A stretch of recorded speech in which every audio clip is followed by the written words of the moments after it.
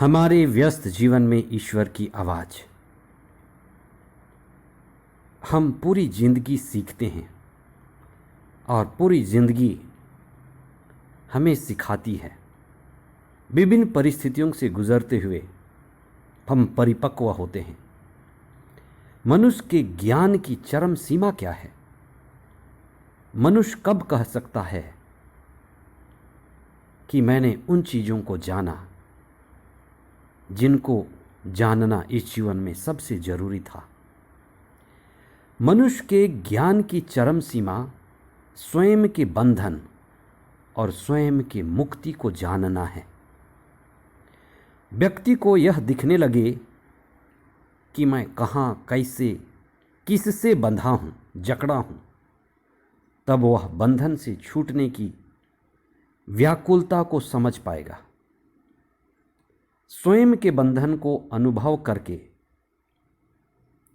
अपने दुख के, पीड़ा के, आहों के, कराहों की जड़ को जानकर और फिर आगे ना तड़पने की भावना से आत्मा और मुक्ति की ओर उठाया गया कदम वास्तव में असली ज्ञान है। वही मुक्ति का मार्ग भी है। आइए आज हम विशेष रूप से मुक्ति के मार्ग पर विभिन्न स्थितियों की चिंता करें और अपनी मुक्ति की दिशा में बढ़ें। 14वां सामान्य सप्ताह 8 जून 2022 शुक्रवार। पहला पाठ नबी होसेया का ग्रंथ अध्याय 14 पद संख्याएं 2 से 10 तक।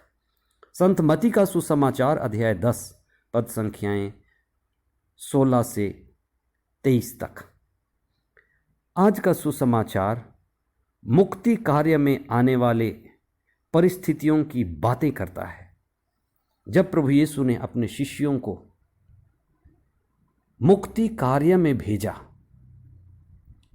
लोगों को राह दिखाने, चंगाई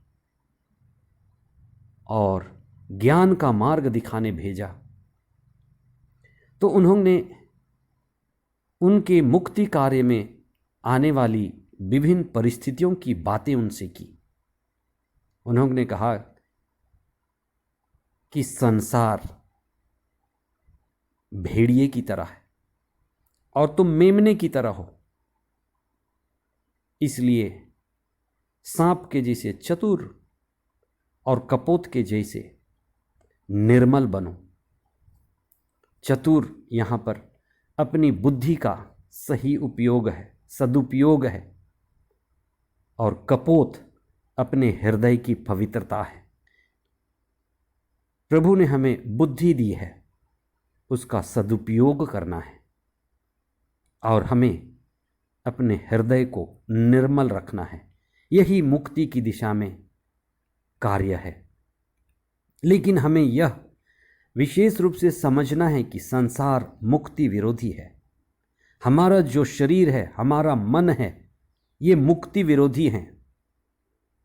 हमारे शरीर को मुक्ति से कोई लेना देना नहीं है, न ही हमारे मन को उससे कुछ फायदा है। वास्तव में मन के नाश में ही मुक्ति है। मनसो नाश से ही मुक्ति। अतः मन भी मुक्ति का विद्रोह करता है। आप इस पर ध्यान दें। इसीलिए ईसा ने कहा, मनुष्यों से सावधान रहो।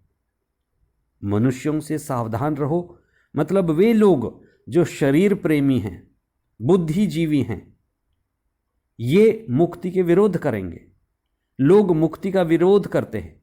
कुछ लोग धार्मिक दिखते हैं, धार्मिक बातें करते हैं, धार्मिक पदों पर भी हैं, लेकिन वे मुक्ति और आत्मा विरोधी हैं।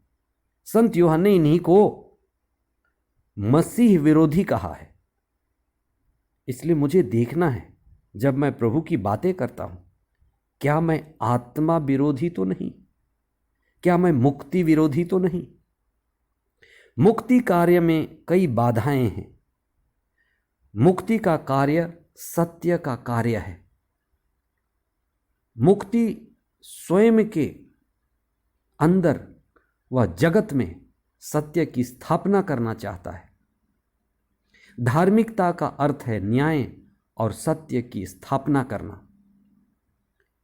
इसलिए संत याकूब ने अपने पत्र अध्याय 4 पद संख्या 4 में बहुत बड़ी बात कही है। आज आप उस पर चिंतन कीजिए। संत याकूब ने कहा है कि क्या तुम नहीं जानते कि जो संसार का मित्र है वह ईश्वर का शत्रु बन जाता है।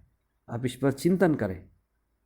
क्या तुम यह नहीं जानते कि जो संसार का मित्र है वह ईश्वर का शत्रु बन जाता है। ईश्वर का शत्रु यानी आत्मा का शत्रु, सत्य का शत्रु। जो आत्मा और सत्य का शत्रु है वो स्वयं का भी शत्रु है। बहुतों ने मुक्ति की बात कही, आत्मा की बात कही, चेतना की बात कही, जागा और जगाया, संसार ने उन्हें मार डाला। कितने ही संत महात्मा नबी मुक्ति विरोधियों के शिकार हुए।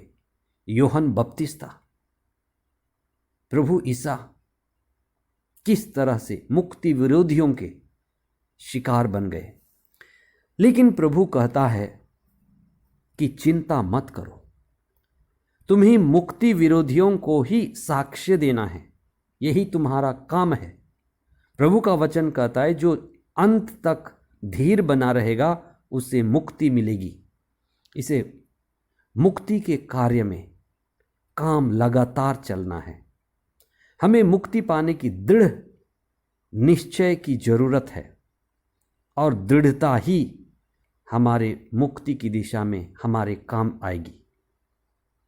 यह जीवन हमें मिला है कि हम इस जीवन में मुक्ति पाएं।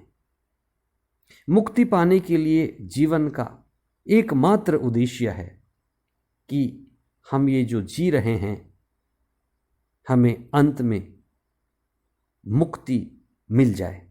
मुक्ति के लिए जलती हुई अग्नि का होना आध्यात्म की लौ है, वैराग्य है, संन्यास है। हम अपमान सहते हैं, तिरस्कार झेलते हैं, लेकिन इन सब के बावजूद हमें अपने मुक्ति कार्य में समर्पित होकर आगे बढ़ना है।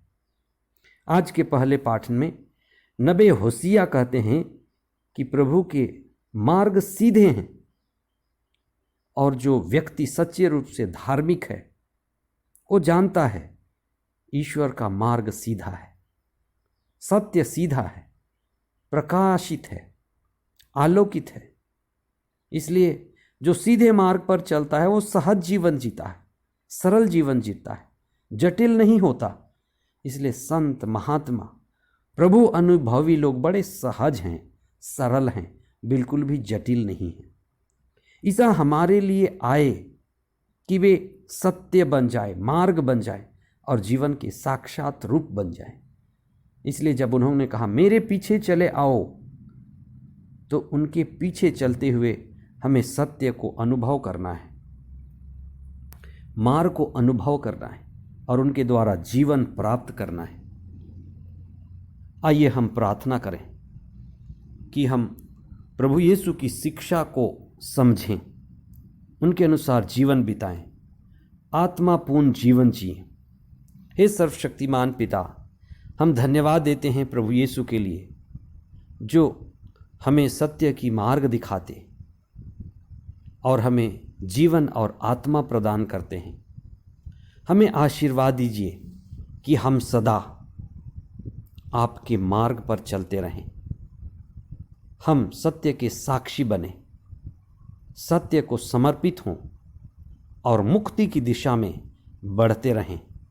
हमारा शरीर, हमारा मन हमारे मुक्ति के लिए सहयोग करे और हम चेतना में जागृत होकर स्वयं को और दूसरों को भी मुक्ति का अनुभव करा सके। ये प्रार्थना हम करते हैं हमारे प्रभु ख्रिस्त के द्वारा। आमीन।